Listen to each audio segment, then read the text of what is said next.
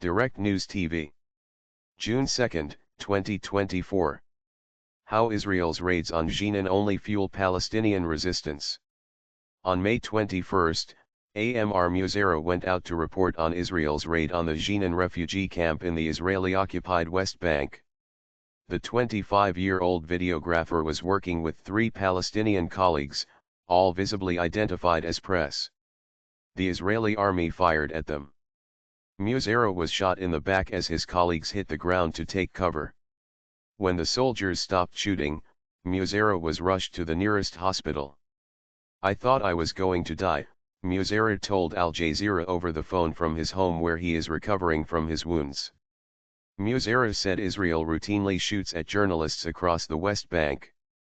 "They targeted us in the same way they targeted Shireen," Musera said. Israeli forces shot and killed Al Jazeera correspondent Shireen Abu Akleh while she was reporting on a raid in Jenin in May 2022. A United Nations investigative body found the killing was deliberate. "There was no danger for the Israeli soldiers around us.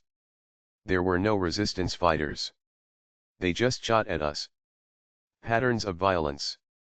Since it launched its war on Gaza on October 7, Israel has killed 516 Palestinians in the West Bank, according to the Palestinian Ministry of Health. According to an investigation by the Palestinian human rights group Al-Haq and London-based research group Forensic Architecture, Israel typically sends undercover soldiers into West Bank cities to monitor and assess the area before the army or special forces arrive. Last week, several undercover Israeli soldiers pretending to be Palestinians came into Jenin and took up positions among the homes to survey the camp. The next morning, the army stormed Jenin's refugee camp with tanks, jeeps, and bulldozers. The bulldozers were sent in to destroy shops, roads, and homes, journalist and camp resident Atef Abdul Rabb said. "They started shooting at a school, at the students and at the teachers," Abdul Rabb told Al Jazeera. 10 civilians were killed during Israel's latest incursion into the camp, including a teenage boy and a doctor. Israel has raided the Jenin refugee camp over and over for years, ostensibly to root out an umbrella organization of armed groups known as the Jenin Brigades, which opposes Israel's occupation. Israeli forces typically destroy entire neighborhoods, claiming they are harboring fighters. Civilians are punished in the process, killed, arrested, or made homeless, residents and activists told Al Jazeera. "What I saw in Jenin camp is like Gaza on a smaller scale," said Zaid Shuabi, a Palestinian human rights organizer in the West Bank. "You don't see roads because they're destroyed. The infrastructure, the sewage and electricity system and the water pipes and telecommunication networks are damaged." Since January 2023, 88 people have been killed in the Jenin camp and 104 structures have been destroyed, according to the UN. Resistance. Since 2021, a new cohort of Palestinian armed groups has emerged across the West Bank. In the Jenin camp, the Jenin Brigades has clashed with Israeli troops during dozens of raids. The group is loosely composed of fighters linked to Hamas, Palestinian Islamic Jihad, PIJ, and Fatah, according to Tahani Mustafa, an expert on Israel-Palestine for the International Crisis Group, ICG, a think tank in Belgium. These groups in Jenin started as a community defense mechanism, so the more violent Israel's raids got and the more systemic they got, the bigger these groups grew, Mustafa told Al Jazeera.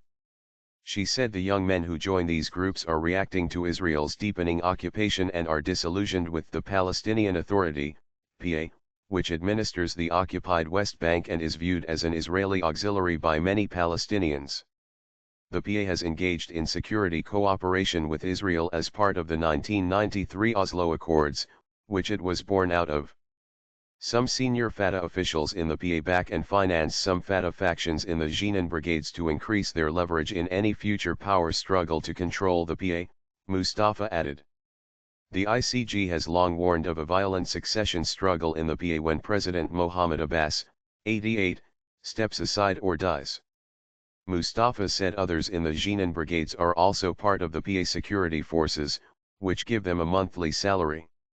Originally, When the PA security forces were conceived by the Americans and Israelis, the idea was to use the security forces as a way to disarm radical fighters and give them jobs in exchange for laying down their weapons, she said.